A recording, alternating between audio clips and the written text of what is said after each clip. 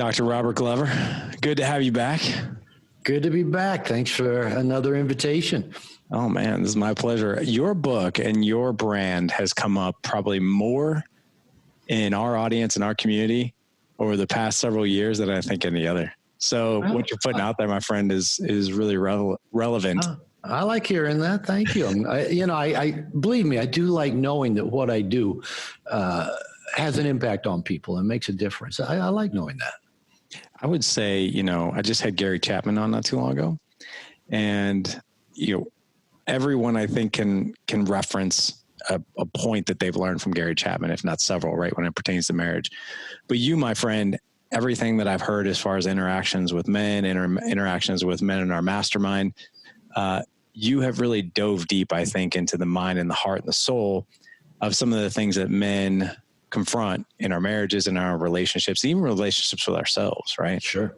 So what I'd really like to do, though, is I want to start out with little Dr. Robert Glover, right? Like your childhood growing up. Bobby? We're going to talk about Bobby now? Oh, it's Bobby? Sweet. Let's talk about it was Bobby. Oh, yeah. You can still tell if you're hanging out with family members, my mom, sister, brother-in-law. I'm Bobby still.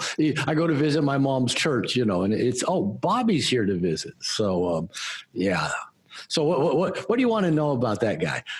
I would love to know, what was Bobby's, it's so funny I'm calling you Bobby, right? Because I know you're Dr. We can do it for a little bit. Yeah. Right. So what was it like growing up for you? What was the relationship like with your parents and then your relationship with them?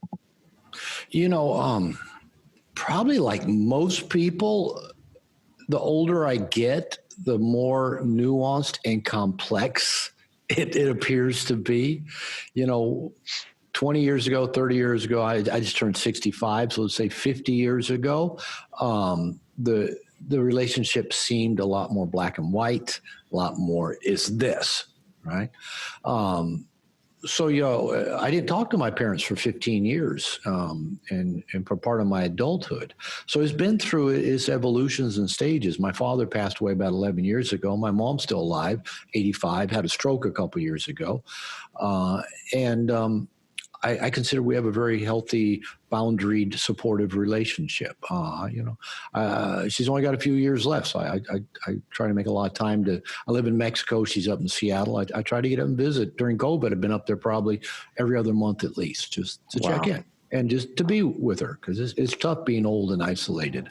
Yeah. So, but going back in time, just to kind of give you more of the general snapshot, I was second of four kids, blue collar, working class family in a suburb of Seattle, kind of surrounded by Boeing engineer families, good educational system, grew up playing sports. My father was supportive of that, played soccer, baseball, football. But, again, I used to think we were middle class. Then I started after a while thinking we were probably lower middle class. I think now maybe we were probably upper lower class. We were just, we didn't have a lot. But my mother, I would say, was codependent by nature. She trained me to be a nice guy. I probably inherited a lot of her temperament of not liking conflict, of avoiding conflict, of trying to make things better, of trying to make people happy. So if you looked up codependent in the dictionary, you would have seen my mother at the age that she was raising me. She was 17 when she married my dad. So she had her first kid at 19. I came along at about 20, 21 years old. And again, I was, one out of four. And I got value by being around my mother and value by not being like my father, who we're going to get to in a minute. She even told me as a boy she was raising me and my brother to be different from my father. Bless her heart, she's since apologized for that, for both saying that and doing that. She realized that wasn't healthy. But I got value by being, mom's, little partner, mom's little good guy. With my dad, as I said, he liked sports. So he spent a lot of time with me playing ball, throwing the ball around, hitting flies, pitching, catching, coming to my practices, took us camping, fishing, things I like doing, he liked doing. So there was a pretty natural connection. I probably had a better connection to my dad than any of my other siblings. Now, he was also moody, temperamental. and just up and down, just unpredictable mood swings, and critical, and could be angry for weeks at a time. And so you walked on eggshells. But because I did have maybe more of a bond with him than my siblings, it maybe wasn't as hard on me as it was my siblings, but who to say? I was the only one that wanted to say anything at his memorial. My other siblings didn't want to, they probably would just been happy to say, adios, Dad, glad you're gone. So there was that. I grew up in a very fundamental Christian home, went to a fundamental Christian church growing up. I liked the social connection of that. And I think when you're a kid, you don't really get what fundamentalism is. It's just, hey, it's where we go to church. It's what our preachers preach about. And then I went on and got 2 degrees in religion. I was a minister for 8 years in a past life. Like I said, I enjoyed playing sports. School, I could have taken it or left it. Looking back on it now, I maybe had a little ADD and, wasn't good at focusing or following through. I could kind of mail it in and still get by okay. About my senior year of high school, I decided to get focused, maybe because my brain had kind of caught up. And from that point on, from about junior in high school through college and grad school, made pretty much straight A's, which, I'm proud of. And, I think my intelligence and ability focus just caught up. So looking back, kind of as a kid, I didn't really see my life as terrible or horrible. Like I said, I played ball. I had friends. We camped. We fished. Went to church. My parents, for the most part, got along well because my mother was codependent and gave in to every whim of my father. And so they kind of got along okay. They showed affection towards each other, which I talked to a lot of nice guys, and they can't even imagine their parents being together or being affectionate. But they were almost completely non-affectionate to us kids in a physical way. It still feels weird to tell either my mother or my sister, my only remaining family members, I love them. It feels weird. Or to just, embrace or give. I've trained them now. We all hug. But, neither my sister or mother will say, I love you, unless I say it first. So there wasn't that kind of expression of love and affection, which I kind of like that. I like those expressions. So I tend to create relationships in which there is a lot more of that physical affection and I love yous and strokes and positive affirmation. Kind of is my love language. So looking back, again, I used to, went through a phase of thinking my childhood was okay. Then I went through thinking it was terrible. And like I say, now I look at it as a lot more nuanced that my dad grew up during the Depression, the youngest of 5 kids. My mother was the youngest of 10 kids with a controlling, asshole, philandering father. They married young, worked hard, were poor most of their life, saved up. Kind of by the time they retired, they were doing okay. So it's nuanced, but that's kind of, people can take that for what all that's worth. I'll probably, if you ask me again in 10 years what it was like, I'll probably have more shades to paint. Man, I love how you just put all those details, very, very specific details of what your experience was like into just this beautiful container. The experiences of the good, the positive things, the things that were challenges, but I also love the gratitude that you have there too. There's a lot of gratitude that I feel from you that, even the relationship you had with your dad, it was like walking on eggshells. Yeah. At the same time, complimenting a lot of the really good things that you had. You mentioned one thing in there that really caught my attention, and that was your mom sort of molded you kind of into this little nice guy, right? Yeah. What exactly did that look like? Probably I would have intuitively, just connected with her anyway. I learned a lot from both of my parents. Like I said, I learned about sports from my dad, a love of reading. He loved to read, a love of history, probably his kind of, dry, little biting sense of humor. Probably got that from dad, but I learned a lot from my mother as she was teaching me to be different from my father, i.e. who couldn't who couldn't cook, who couldn't clean, who couldn't sew, who couldn't pick up after himself, who probably never washed a dish in his life. I became very self-reliant from my mother. I can sew. I learned to sew on a sewing machine. I've sewed clothes before. I can mend my stuff. I can fix things that are broken. I do dishes. I'm a good cook. I can take care of me. I'm talking about gratitude. I'm grateful for my mother that she gave me those skills. My mother probably fits in the category of a lot of people my age as moms. I call them pre-feminists. They never signed on for the feminist movement. They didn't burn their bras. They didn't go fight for equal rights. But before feminism hit, they were already training their daughters maybe to not need a man and training their sons to be different from, I don't know if we called it macho back then, but I live in a macho culture here in Mexico. From that macho, women are supposed to be here to take care of me. Women were training their sons to not only kind of be more egalitarian towards women, we all got stuff we got to contribute and do. It's not you're going to take care of me and I'm going to just do nothing. But it taught me to be self-reliant.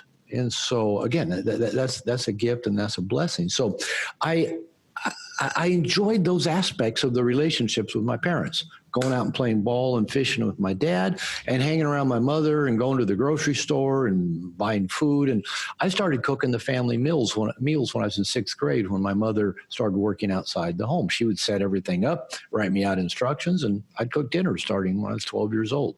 I'm grateful for that, right? It's a good skill set. Now, kind of another side of the coin with my mother is that because of her own emotional emptiness, which all codependents are empty on the inside, we give to get, covert contracts. You mentioned that before when you went live. And it's a big piece of codependency, of nice guy syndrome. I talk about it in the book, No More Mr. Nice Guy, but it's codependency. And it's if I do this, then you'll do this. So codependents tend to be really empty because we're looking outside of ourselves for some sense of validation or getting our needs met from inside. So my mother had this emptiness where I think she would kind of alternate between us kids and alternate hooking the hose up to each one of us in different ways. So that where that kind of had an effect on me is that, hey, I'm just hanging out with mom. We're having a good time. It feels familiar, comfortable. And then all of a sudden, mom isn't there. Even if she was physically there, it's like she wasn't.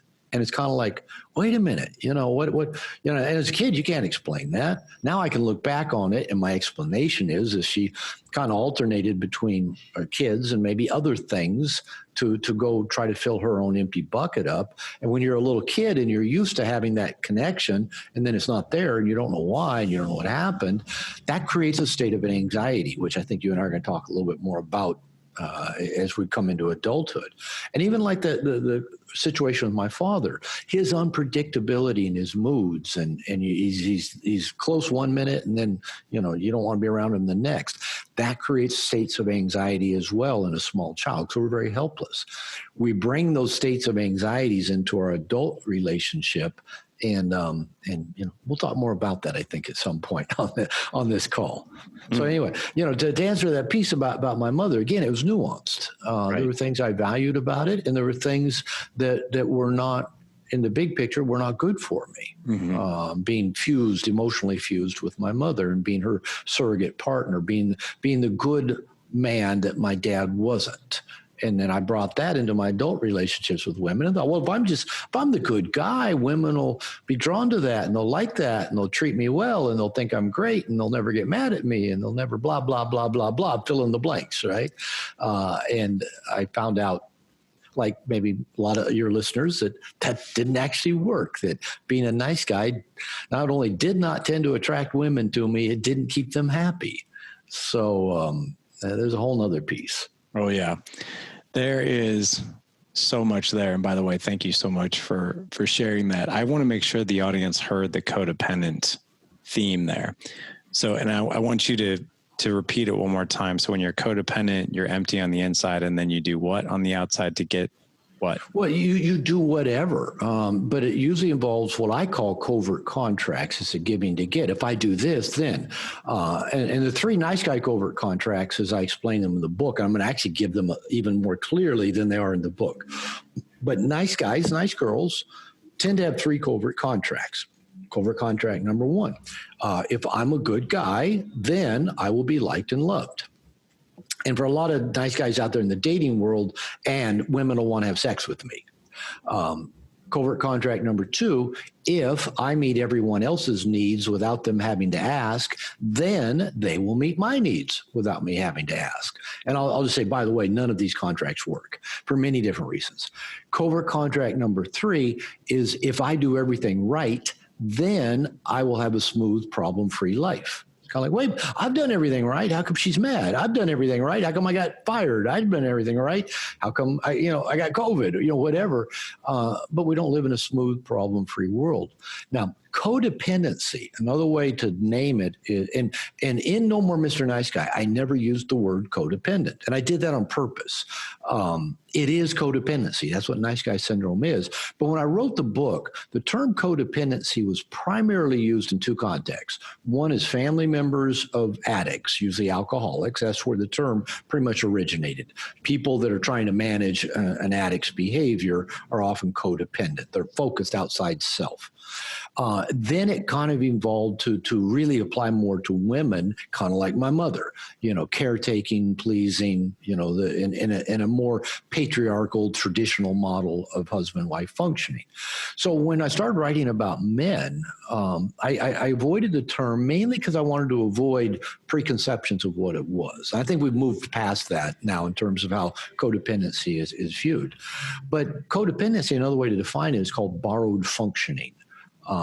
Or dependency even, is when there's not a me here, and the me that is here only exists in relation to other. So I need you. I need you to be messed up so I can have my role of being the fixer and the caretaker.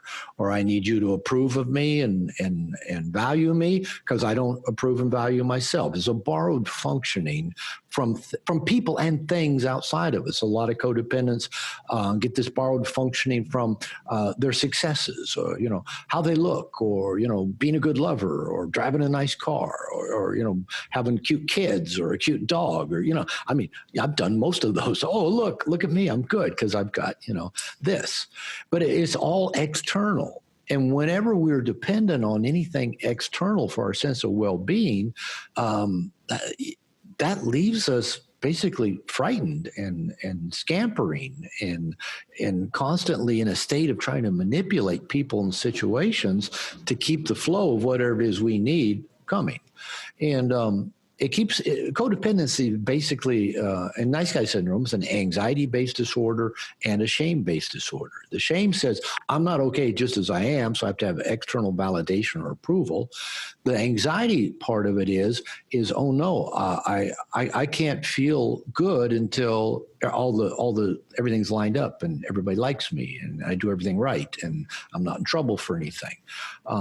But as you can see, both of those, trying to manage people so we don't feel shame and manage people in situations so we don't feel anxiety, that's like an addict trying to, manage his store, his heroin supply, his porn supply, his meth supply. Is very similar. Wow. I think I just got a crash course, maybe even an undergrad degree in codependency. There you go. Not only have I studied it, taught it, I live it. If I had to define myself in any way, I would say that codependency is at the core of my emotional operating system. You mentioned, so I'm so glad you went over the covert contracts, because that's where the feedback that I've gotten, and I know you've gotten too, is that I love that book and I hated that book because I saw so much me in it, right? I think every guy can relate to one of those, if not two of those, if not quite possibly all three of those to some degree. Yeah. You and I were talking before we started this particular show, and you mentioned something that really, really hit me, and it was an unexpected direction that I thought we'd go on the show, but I thought it'd be so poignant. And that is how men lose themselves in relationships. And I got to tell you, Dr. Glover, for the past 5 years since we've been doing this podcast, working with men in our mastermind group, we see that all the time, right? And a lot of times they don't even know that that's what's happened. And I think the other thing too is that losing ourselves as men in these relationships, it seems to, in some way, shape, or form, in our mind, in our heart, soul, whatever you want to call it, that feels almost noble in a way. Like, Sure. oh, I should do this. Like I shouldn't even be my own individual, take care of my own needs, because I got to take care of my kids. I got to take care of work. I got to take care of my wife. So I'm going to throw myself on the sword and somewhat lose myself, maybe even somewhat destroy myself for the sake of others, which, as we know, being on the other side of it, that's one of the worst injustices that we could do in a relationship. Yeah. But how does that start?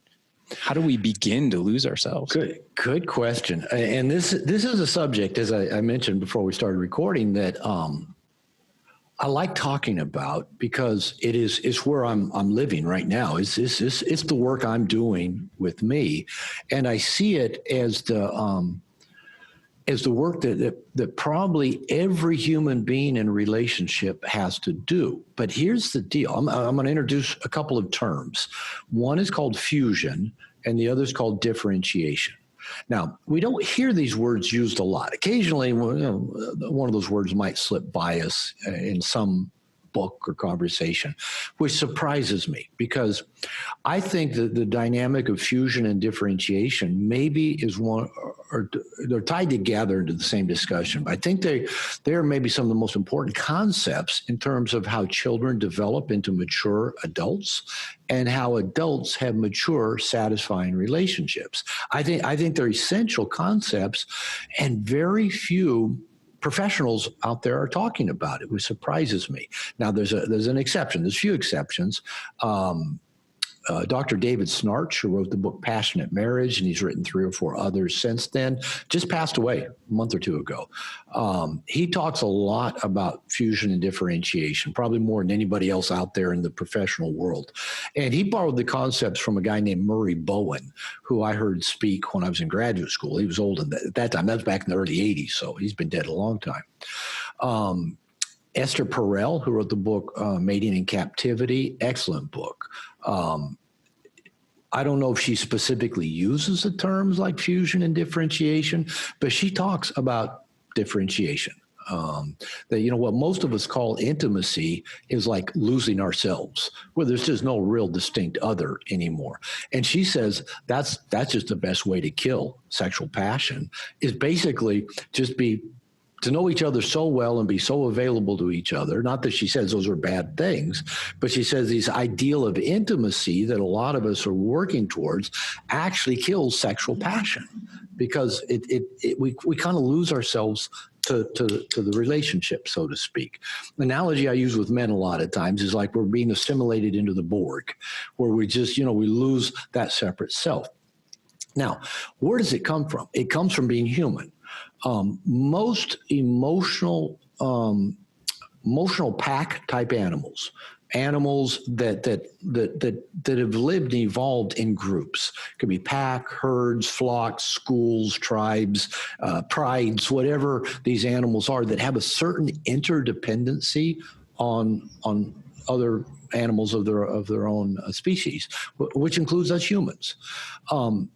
The fusion was by being, for say us humans, being in a tribe and sacrificing some individuality.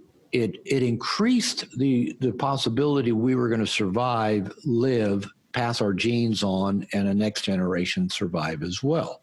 Now, what that means is that our earliest, for 1.5 million years, anthropologists say that humans were basically tribal and communal, meaning we shared everything as in the tribe: the food, protection, shelter, sexual access. It was all shared. It was all communal.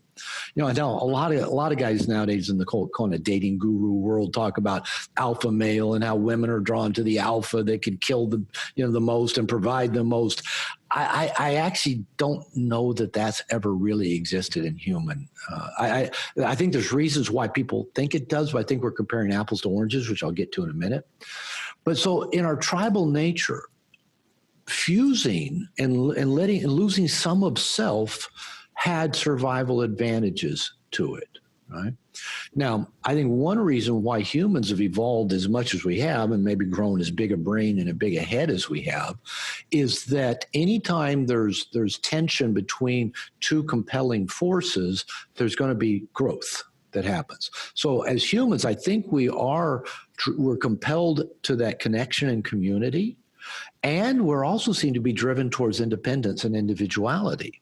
Now, if we're completely independent and individual for most of human existence, we would have died and died alone. But if we gave up too much of ourselves to the tribe, I don't know that we humans would have evolved and been anything special either. So we do have this drive to connect, and we have this drive to hold on to ourselves. Now, this is important because I think we need to honor both of those. So 1.5 million years, we fused. Now, one thing within emotional fusing animals is that anxiety is contagious. And that's important. And some easy examples, if you see some birds sitting up on a power line, one of them gets startled and flights. The rest of them do too, until they, flutter around and then look around and go, it was nothing. Go back to the power line.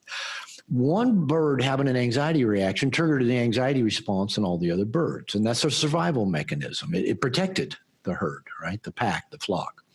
The old cowboy westerns are a good example where they got the cow drive, across the desert or whatever, and either a snake or lightning scares a cow, or the bad guys come and shoot guns to scare the cows. And now one cow is scared and all of them start fucking running like there's no tomorrow, right? They don't know why. They're all running and kind of looking at each other. You know what's going on? Nah, I got no idea. Well, somebody got scared, so we better run. They don't know. Nobody knows what's going on. It's just built into the nervous system. And we humans are the same way. We actually have receptors in the human brain to pick up anxiety signals in one another.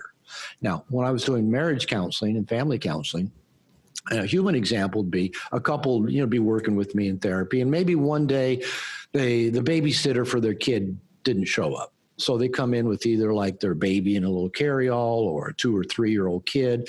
And if it's a 2 or 3 or 4 year old, they sit on the floor and start coloring in the coloring book. Or if it's a baby, they just kind of sleep in the little carrier. Mom and dad, they're in marriage therapy, so they got issues, right? And so at some point, those issues flare up a little bit. The anxiety, they're not yelling at each other, but the tension between them rises. The children inherently feel that and respond to it. The 4-year-old is coloring on the floor, all of a sudden now has to crawl up in mom's lap and get mom's attention and start showing her the picture she's been drawing. She didn't do that prior, but she responded to the tension in this tribal unit. The baby who's been sleeping fine maybe wakes up and starts crying and needs to be tended to. This is what happens in fused emotional systems. Now, when we kind of evolved out of being tribal and started being more, we quit moving around. We started owning stuff. We started owning a piece of land, a tree, a cow. This is when what typically called the patriarchy began, where men started owning stuff, and they owned, again, their property, their livestock, their partners, their wives, their children were property, right? And that's really what patriarchy was about. It was ownership of the powerful men. But also there was a protection factor in there. The men also were responsible for looking out for their tree, their cow, their goat, their wife, their kids. So it's one of those, it's not black and white. There's more nuance than that. So what happened is out of that came this institution of marriage and what that means, or at least pair bonded lifelong relationships. And back then, people didn't live very long, so those weren't very long relationships. But marriage evolved out of that, 4,000 years ago, maybe. It's not been around for all eternity. This idea that we're going to bond together and live together and have some kind of relationship in which we procreate and try to survive. Now, up until about 200 years ago, maybe really up to about 50 years ago, almost all marriages were economically based. People got together probably for 2 reasons: sexual access and economic stability. So whether it's marrying somebody on the farm next door, or 2 farms coming together, or in most of the world, even today, a lot of marriages are arranged by family. So I tell guys, for example, dating has only existed for about 50 or 60 years. Our grandparents just married their sister's best friend or the girl they knew in school or church. Romantic love, as we know it, has only been around maybe 200 years. I read somewhere, I don't remember if it was Mark Manson or somebody said that it's been theorized that Shakespeare wrote Romeo and Juliet to show the fallacy of romantic love, which is, oh, we love each other so much, let's kill ourselves. That's stupid, right? Romantic love is irrational and stupid, but it's the model we've had shoved down our throats now since, the last 3, 4, 5, 6 generations. Oh, you fall in love, find your soulmate, move in together, live happily ever after, all the fairy tales and all that stuff. Okay, based on our human evolutionary wiring and this, at one time, the marriage model was probably somewhat functional to help people survive economically, have sexual access, and procreate. But it was still just kind of a stopgap measure. But now we're trying to make this thing that's never really worked work in the 21st century, i.e., we're going to find our ideal partner, fall in love with them, move in, get married, have kids, and live happily ever after, and love each other forever, and want to fuck each other forever. And then when all that doesn't work, which it doesn't, then we get all upset and fight and then break up and think, well, I just picked the wrong person, I'll go try it again. Okay. So here is what I think can help a fairly non-workable model, i.e., pair-bonded, lifelong, sexually monogamous relationships, whether we call it marriage or not, is not a particularly functional model. It serves some purposes. It's probably the best model we have for raising kids because we don't have any other model, right? So it probably works fairly as well as anything for that. But in terms of the expectations we all have of marriage, it doesn't work well for that. So here's the point that I'm bringing all this kind of human history lesson to. I believe intimate relationships can be what I call powerful personal growth machines if we approach them consciously. And if we know, whatever we think this relationship's going to do for us, whether it's a man thinking, well, this woman's going to do this for me, our thinking's probably wrong. And whatever the woman's thinking, well, this guy's going to do this for me, that's probably wrong as well.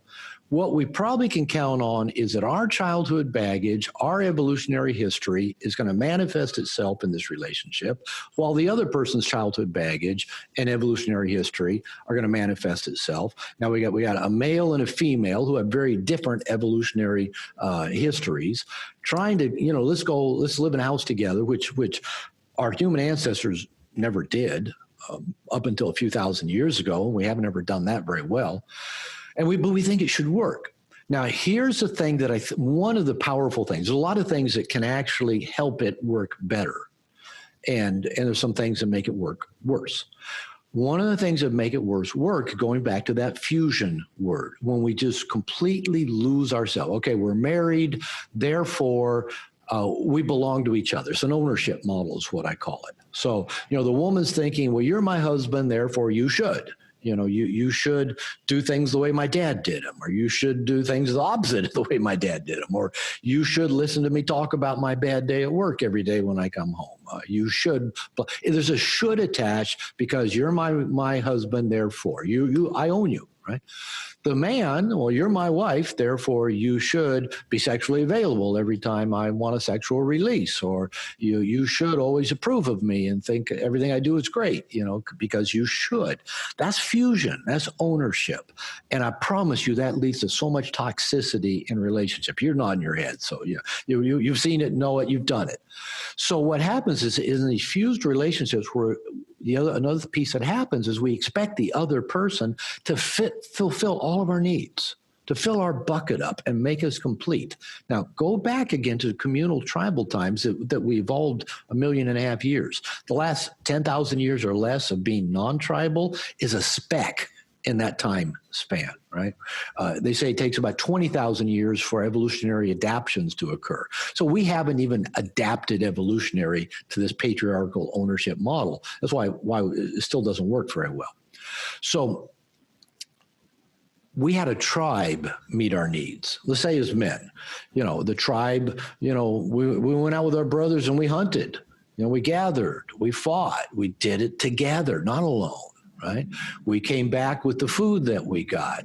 We ate. We told stories. We celebrated. We fucked. We went to bed and got up and did it again. When we got hurt, we were taken care of. We were never lonely because we had companionship. When there was abundance, everybody ate. When there wasn't much, everybody starved.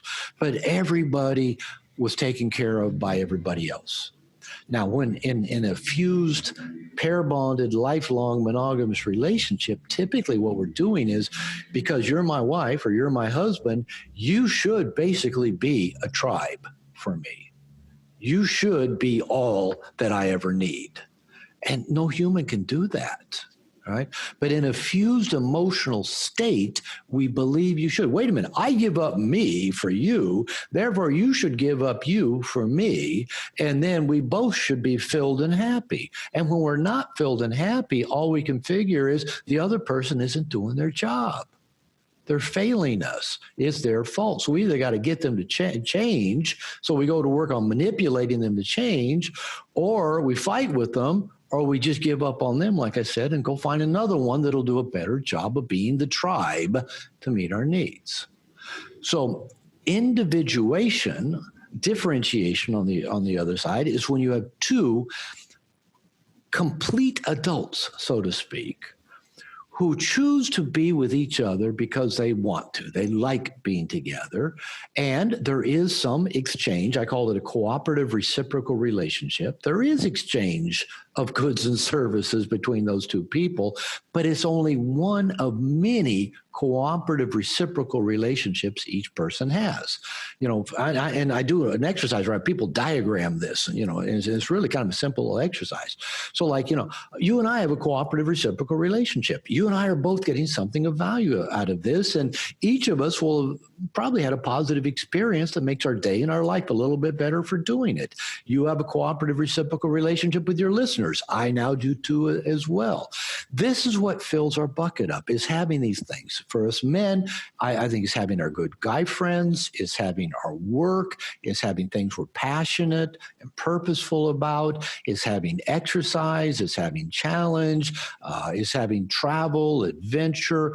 A lot of those things fill our bucket up that not only make us feel more complete, they make us more attractive to either the opposite sex if we're single. Well, even if we're married, women hit on me all the time still, or more attractive to our partner. If we are acting in a differentiated, i.e., my definition of differentiation is the ability to ask yourself, what do I want? What's important to me? What's right for me? And then follow through and do that, even if there's pressure from the outside in terms of family, society, spouse that says, change back. Don't be so independent. Don't be so self-centered. Don't be so selfish. So we stick with what feels right, even if there's that external change back, and even if there's internal neurotic guilt or anxiety. And neurotic guilt is always the result of fused emotional systems. Neurotic guilt is not the result of breaking our own personal value system, is we're breaking the rules of some fused emotional system that says because you belong to them, you're supposed to be sacrificing yourself and following their rules, right? That's fusion. Now, so this is where I'm at today. I'm on my third marriage. My wife and I just celebrated our 4th anniversary. We both she grew up in a macho Mexican culture. She's Mexican. I grew up in,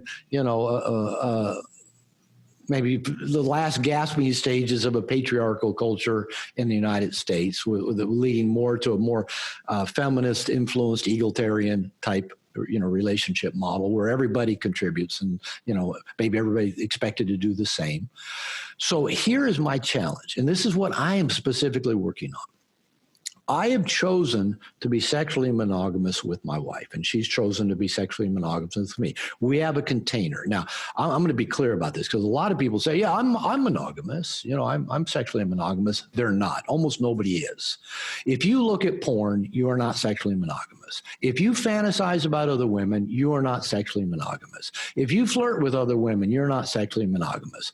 I'm going to venture to say if you got women on your Facebook page for no other reason than it makes you feel good to have women on Facebook, you're not sexually monogamous. If you get a hit by other women flirting with you, you're not sexually monogamous. Now, again, you might get a hit, but if you start kind of, I'm going to, wallow around in this hit, that's not sexual monogamy. Sexual monogamy is when every ounce of your sexual energy stays within a container that you and another person have consciously created. And that's what my wife and I have done. And it's amazing. It's great. I can't even imagine doing it any other way. Now, I'm not saying that's the only way to do it, but if that's the way we choose to do it, here's where what happens to us. It seems as culturally, if we make a sexually monogamous commitment to another person, and then if that leads to marriage or follows marriage, whichever way it might be, what tends to happen is because we've given our sexuality, hopefully consciously, to another person, it then feels like we have to give them everything else. We have to give them every bit of ourself and our identity. And we have to give them our freedom, our opinions, our values. It's like now they own them. So here's where I'm at. Like I said, I just turned 65, just had my 4th wedding anniversary with my 3rd wife. And loving the sexually monogamous container we've created together. And I am consciously working at not giving up any other thing that is important to me to be me. Right? My wife doesn't get to have those. She does. I mean, they're a gift I bring and give to our relationship, but she isn't in charge of them. She doesn't get to control them. She doesn't get to say, well, because you're mine, you have to do this. Now, an interesting thing here, and the way I look at it is what most of us do. I think we're mainly talking to men. We get into a relationship. We kind of put a pair of handcuffs on one of our hands, click it on the wrist of the person we're in a relationship with, hand them the key, and say, okay, here I am. You're in control. You own me. And then we resent them for having control of our life. We start pushing them back and trying to go sneak around to get our needs met because we've given them that control. Now, the interesting for this thing is, in Spanish, the word for wife is esposa. Plural would be esposas. The word for handcuffs in Spanish is esposas.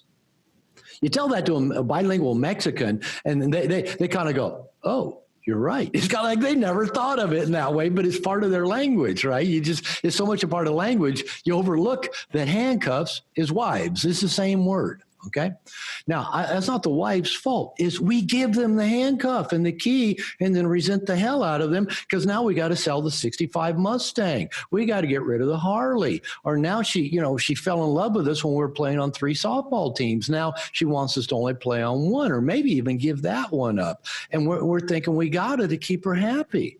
But who put her in charge? Who gave her that power? We did. And that is the beginning of the end of a happy relationship. Because I tell guys and women too, if you have to give up anything that's important to you to be in a relationship, that's going to create a toxic environment. You're going to start resenting them. You're going to start having an emptiness of what that used to do for you that now you expect them to fill. You'll probably if you're a man, go get it filled with pornography or some other thing like that. You're going to start hiding things from them, pushing back against them, fighting with them, all because you handed them the other end of the handcuff and the key and said, all right, because we fused with them. So the great question is, and then I'll go back to Dr. David Snarch in the book Passionate Marriage, because he teaches the concept beautifully of how to have an a voluntarily interdependent relationship with another human being and still be a differentiated individual, which both of those things seem to be essential for us humans. We need the connection and we need our own individual self. So I believe that is a very powerful evolutionary force that relationships can help provide for us. All right, I've been talking a long, long time. So I'll stop now, take a drink of coffee, and hand it back to you. Ooh, man. That is a lot of information and a lot of great information, I must say. I'm going back to all the guys who have commented on your book in our community, and they'll say these things like, oh, I love that book and I hated it. It pissed me off at the same time. A couple of reflections that I have for you. You mentioned work, friends, and self as it pertains to us as men, right? Mm-hmm. Most recent statistic that I saw was 82% of men in the workforce despise what they do. Leaves That's only sad. That's sad. Isn't that crazy? So, and then as far as friends go, men are great. It's kind of like the Jerry Maguire thing. I'm great at acquaintances, not very good. Or I think I'm great at friendship, not good at whatever. But men are great at acquaintances. Yeah. But we have very few deep friendships in our life. In fact, I think It's safe to say everything is every answer to every question is fine, good, busy. That's it. And and that's one of the things, going back to what we sacrifice in relationship. Our friends are often one of the first things men start sacrificing. Yep. Not just the Camaro or the Mustang or the motorcycle or the soft. It's our friends. We get busy, but here's the thing, and I don't want to make this a blame thing, but men probably have experienced this and maybe don't know. Every woman I've been with. Let's say my primary 3 marriages, every single one of these women, all were good women and had good traits. But a common trait they had is at some point, every one of them began to pick apart my male friends. Oh, he's a drunk, or he's a loser, or he's this, or he's that. And then they start creating this thing because now they've defined your friend, usually with some negative qualities. Now, why would you want to go hang out with him? He remember, he's a drunk. Remember, he's unfaithful, or he's a flirt, or he's a this, or he's a that, or he doesn't really care about you, or he just uses you. That the women start picking away, and then when you want to go spend time with them, it's kind of like, why do you want to spend time with a man that has those qualities? And you say, because he's my friend. Well, but how do you think I feel about that? The woman is now basically saying, because I have defined this man in this way, and you're still choosing to be his friend, you are actually opposing me and don't care about what I feel or think. They set it up that way. Now, I don't know if they go to girls' school and learn how to do that when they're 12, but I've had that experience with every woman, including my current wife. She'll say, well, he's this, he's that. And then when I then want to go spend time with them, that's the reason they can be upset at me. But really all this is, it's just one tool in the whole fusion toolbox. Well, if I can keep you connected to me and you're not out there with him, I feel safer. Right. I feel like, I've got some degree of control over my stash, my assets. And I'm not making this out like, is hypergamy or anything like that. Men do it with women as well. Right. Believe it or not, a lot of men get real comfortable when their wives get fat. We say, well, I want my wife to be attractive, but we're really okay with them getting fat because now they're not so attractive to other men. It's still the same thing. It's still us trying to control, our resources and our access to them. So yeah, the thing with guy friends, do not give up your guy friends. I mean, I get when we men get busy, we tend to let that go, but they're so essential. I mean, I joined a men's program 3 years ago just purely because I needed more men in my life. And now 3 years later, I can say I've got a dozen close friends, 25 good acquaintances who would be there for me. And 3 years ago, I had one and a half. So it's essential. I mean, and I preach it and I believe it. So based on your circle of friends, I agree with you. We should not sidestep our relationships with other men. One really big lesson that I think men need to take away from this, I don't think we hit it hard enough, is the quality of that friendship. So if you personally, I think we have different levels of friends, right? So I have my college friends. I'll go watch the football game, have a few drinks. Everything's fine, good and busy. Have a few laughs. I don't see them for another 6 months. That friendship is what it is. Now, those are great. We need those. We do. But do I put a lot of value on those friendships? Am I going to talk about intimacy, communication, those types of things in my marriage with those friends? Probably not. At the same time, in order for me to I want to be careful here with how I word this. I want to make sure that I am surrounding myself with friends and men in my life who are going to help me elevate even more. Right. So for instance, I want, when I'm dealing with anything in my marriage, say communication, right? I would love to have a man in my life who has epic communication with his wife. That way, when I'm like, hey, having some issues talking to Jessica here lately, I'm not really sure what the problem is, or finances might be a different area, right? Where someone's ahead of me financially. I'm like, okay, how do I do this? Just someone who's always ahead of me. It being in a room filled with other men that I'm friends with, that we can help elevate each other. We all have different skill sets. We all have different strengths, and we're okay with having those super authentic and vulnerable conversations beyond work. What did you do on the weekend? Did you see what Trump just tweeted out? You know, it's like, hey man, I want to talk about my finances. Like, hey man, I want to talk about intimacy with my wife. I want to talk about like, how can I stop blowing up with my kids? Right. Those things that we don't feel comfortable talking about as men. Yeah. Oh man, you're preaching to the choir, because this is what I preach men. The way I put it is we have to have a committee. We men need a committee. Why? Because we used to live in a tribe. In that tribe, some men were probably better throwing a spear than other men. Some men were probably better at catching a fish than other men. Everybody had skill sets, and that lifted everybody. So we need our tribe of men, and not every guy's going to be the same. And I agree with you. And that doesn't mean our guy friends have to be 100% functional in every area of life. I don't know many people like that, actually. But like you said, if one guy's good at this and another guy's good at this and another guy's good at this, that's our committee. And we have people we can go to with various needs that we have for support, for help, for assistance, for feedback, for challenge, for accountability. And speaking of that, I've got several accountability groups in my life that I connect with regularly to keep me writing consistently, exercising consistently, showing up in my marriage consistently. And we need those. We cannot do this alone. I agree with you. I joined, my first mastermind when I was in 2015, and that was such an incredible, scary, but such an incredible experience, because I was able to dive into the strengths that other men had that I didn't. Mm-hmm. And that, from a contribution standpoint, because, one of the 6 basic human needs is we want to contribute to others, right? I got to find my own superpowers where I could then contribute to another man's life. Things that came easy to me. And sometimes, to be honest, I didn't even know it came easy until I heard another man say certain things like, hey, I'm having a really hard time being empathetic towards my wife and listening to her. I'm like, oh, I'm actually pretty good. I know how to do that. Mm-hmm. I can help this man out. I'm glad you said that. The other thing I really want to get to now is, because what we've done here is, this has been a big topic. Right. We covered a lot. And by the way, I appreciate the depth that you went in for these particular topics. Let's talk to the man now. He might be in his car, might be commuting to work. Maybe he's in the gym and he's like, oh my gosh, I feel the esposas in my life.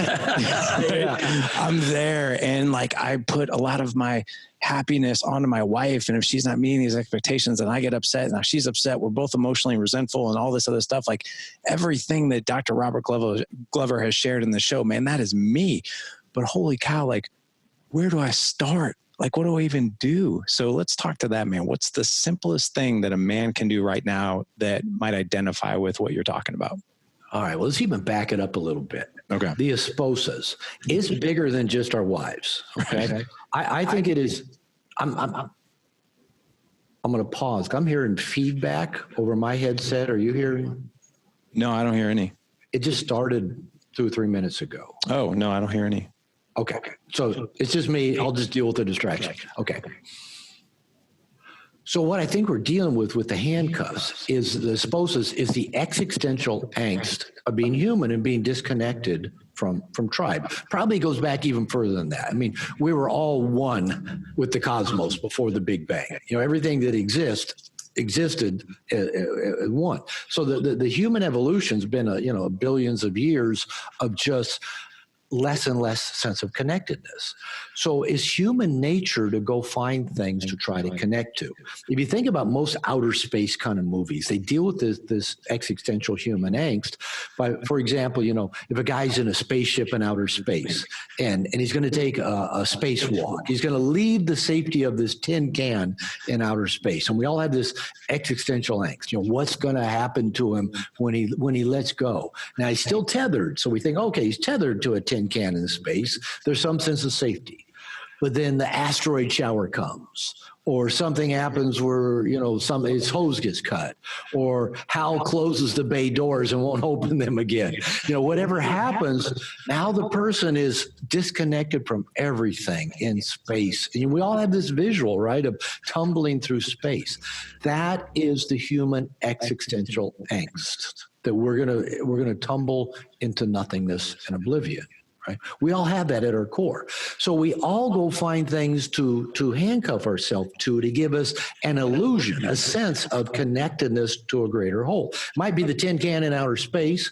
It might be a woman. It might be our religion. It might be our political beliefs. It might be methamphetamine. It might be pornography. It might be our job. It might be money. We all do it. We all put our handcuffs. We all enslave ourselves to something because that feels better than the nothingness of human existence. If we just get down to the inner that we all experience. So I'm going to throw out two thoughts. Number one, I think we have to practice getting comfortable with the inner of being human, with this existential angst that, are we just sitting on a tin can that we call Earth that's spinning through the cosmos, and we want to feel anchored because it feels scary to be spinning into nothingness, right? It's just what we all deal with at some level, but most of us cover that up with relationships, sex, food, alcohol, work, whatever. As men, I think we need to sit with it. We need to get still with it. We need to get comfortable with it, which maybe is a lifelong process. So there's one thing. Again, that's multiple other interviews and podcasts. But the other thing is what we've already talked about. I'm a big believer that where men start is going and getting connected to men, not handcuffing ourselves to men. Because that's one of the beauties about our masculine relationships. We can be interdependent without giving up ourselves to be with them. Now, we can still go get codependent with a guy friend. But it's often easier to have a shared, healthy interdependence with another guy, that cooperative, reciprocal relationship where both of us are getting value out of it without having to give up anything of importance to us. So I'm a big believer in men's groups. And I don't care. I don't know if it even matters where we find our tribe, whether we find it in a men's divorce group, whether we find it in 12-step program, whether we find it in martial arts, whether we find it a church Bible study group, even a pickup group that we're going to go out with some buddies and hit on women. Not a fan of it per se, but it's still a way of creating tribe and connectedness with men. So I'm just a big believer is find tribe, create a men's group. Like I said, I went out and paid to get into a men's group, and I've created my own spin-off men's groups from that. I just think is for us men, it's essential that there's no way around it. I totally agree. I think men in general live sort of this lonely life, sometimes of desperation, to where, they do feel that handcuff. They've lost themselves and the other person. Excuse me. They feel this nobility to give up everything in their life as an individual for the sake of family, for the sake of my kids, for the sake of everything. And what? One quote, I don't know if you've ever heard this quote, but I'd love to hear just your thoughts on it. The definition of hell is meeting the man that we could have become when we're on our deathbed. And and that quote, I think sometimes I think it speaks loud and clear to men, but they don't even think that way, because what they're doing is they're so into the right now, to the busyness, to the tasks, to the giving to their family, to their kids. And all the while we're losing ourselves. And then we kind of get to the end of our life, or, to the tail end, and we're like, oh my God, like what happened? Like, how did that even happen? Right. Yeah, I'll tell you a story. I mentioned this to you before we started recording that, you and I talked 3+ years ago. Well, I almost died 3 years ago, right around this time. And I got really sick. Nobody could figure out what was wrong with me. I was losing weight. I lost over 30 pounds. I couldn't eat, couldn't shit. I had constant stomach pain. I went to doctors here in Mexico, went to doctors in the United States. I was undiagnosed, misdiagnosed, given treatments that didn't do a thing. And I had to surrender into this might be killing me. This might be how I was going to die because nobody could figure it out. And that's tough to be just, degenerating and not know why. And I had no energy. I was taking 2 or 3 naps a day, maybe worked 2 or 3 hours a week, was just not available for anything. Now, good news is my wife actually found a doctor down here in Mexico who ran a CAT scan, found I had a tumor in my small intestine, said, this is going to kill you. We need to do surgery right now. Said, give me 24 hours. So when I went into surgery in a Mexican hospital with a Mexican doctor, I was totally at peace. It might have been the Valium, but, I was totally at peace of thinking my life has exceeded my expectations. I've written a book. I've had a good life. I've influenced a lot of people, and I was at peace with that. And went into surgery. And when I woke up in the recovery room and, kind of the anesthesia is wearing off and I'm looking at the ceiling and I'm going, not only, number one, I'm alive, but number two, I'm back. My mind was clear. I spent that night in the hospital bed looking at the ceiling, rebuilding every website I got, planning the books I'm going to write, looking at what was important. I had a second chance. What was important that I still do? One of the things to come out of that is a commitment. I want to write 10 books in 10 years. I made that commitment about 2 years ago, and I'm moving in that direction. But maybe the most important piece that came out of it for me was to appreciate life right now. Today is the best day of my life. Today is the day that every day of my life leading up to now has been pointing to. It's not somewhere in the future, right? It's today. Because if it isn't today, what day is it going to be? When am I going to go have that day that every day of my life's been pointing to, and I can say this is the best day of my life? Today. I wake up every morning and say, what does my ideal life look like today? And one of the things I found is that I build time. I didn't used to do this, but I build time into my day and into my life, whether it's time just to hang with my wife, to go in the pool. I get up every morning at 7 o'clock and I do some meditation and reading. I got my dog sitting at my side. I love that time. Time to be with my kids, time to travel, to spend time with my mother, time to go to a road trip across, a chunk of the United States, time to have my contact with my guy friends. Right? That takes time. Most men do not build time into their day. We overpack our day, don't get everything done, go to bed stressed, wake up the next morning stressed, still too much to do. And we think, well, but I have no control over that. I've got to get all this done. No, we do. I promise you, if you've been on your deathbed and looked death into the eye and come out of it and you say, what I'm going to do different? I'm going to leave time in my day for the things that are important and not have it so mapped out, scheduled out that there's no space for adventure, serendipity, opportunity, saying yes to an open door. So if I can say one thing to the guys out there that are listening, build chunks of time into your day that are not scheduled or have to be accounted for. And then don't fill them with all the stuff you're trying to play catch up doing all the time. I think you just answered my last question here, but I'm going to speak for a guy who might be listening right now and men that I speak with on the daily. But Dr. Glover, I'm just so busy. Yeah, we all say that. Yeah. It's a fucking lie we all tell ourselves. We're busy because it's our handcuff. Oh, I hope somebody figured that out. Yeah. Staying busy isn't a sposa, it's a handcuff. If I stay busy, I don't have to fucking feel anything. And maybe don't have to be intimate and don't have to say yes to anything. It's just, no, I'm too busy. Opening up time, for example, I don't take my phone in the bathroom anymore. I used to go to the bathroom, I'm on my phone, doing what? Reading about the Seahawks, Mariners, Trump, whatever, and it's like I quit doing it. Going to the bathroom now is just time. It's just time to just be still, right? And for most of us men, that gets boring. pretty quickly. We have to learn to be with stillness to get comfortable with the inside. Remember, we're running from it. If we can anchor ourselves to anything, and for most of us men, it's busyness. If we can anchor ourselves to busyness, we don't have to feel the I think it's better to feel the which then puts you in a position of just embracing the beauty of this moment, of having a dog sitting next to you, you can scratch his ears, or a woman who wants to feel your body next to hers, or your kids that look up to you and, you know, want your help with something, or a buddy that calls and says, can you talk? Or a walk in nature that you want to take to just be one with the cosmos. That all requires time. And for most men, it requires getting comfortable with having unscheduled time that's scheduled, that's unscheduled. I love that. I love how you just said it was a lie, because you're exactly right.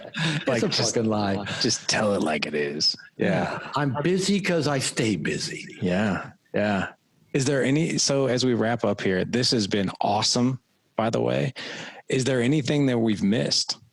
Well, that's several more podcasts, right? Right. We'll leave people hanging on that. No, man, you and I got to dive into some good stuff. Thank you for setting the table for this, because this is the stuff I love talking with men about, all the way to the fusion, the differentiation, the not losing ourselves, the need for guy friends, and just kind of getting down into the spiritual of it. That, well, what are we doing? Are we going to be on our deathbed and go, well, I stayed busy? I looked at sports scores on the toilet 3 times a day. I completed my life. Yeah. I stayed busy, said no one ever on their deathbed. And I'm glad, right? Yeah, I stayed busy and I'm glad. Yeah. I nailed it. I nailed that one. Yeah. Did that well. All right. So as you look at 2021, or maybe over the next couple of years, what exciting things are coming out that we can look forward to? I'm writing another book that I call Positive Emotional Tension. Just briefly, the premise is that women have to experience emotional tension with a man to feel attraction towards him, sexual arousal, and stay connected to him. And in general, men hate emotional tension in relationship. So we tend not to create the kind that would attract women. We don't create the kind that would keep a woman wanting to stay connected to us and wanting to be in our bed and get naked with us. So that's the book. I've been teaching a class on it for several years, been working on the book. It's going to be kind of edgy, maybe real edgy, personal, revealing. So scares the shit out of me to write it and put it out there, which means I need to do it.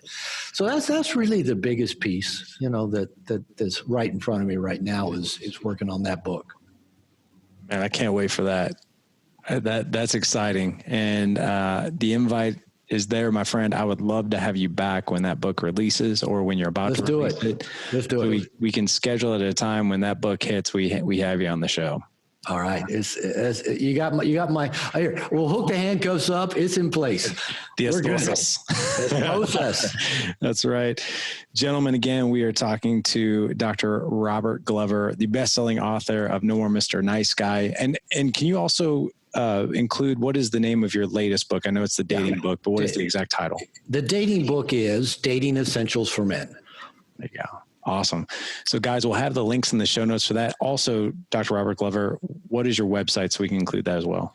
drglover.com, just drglover.com.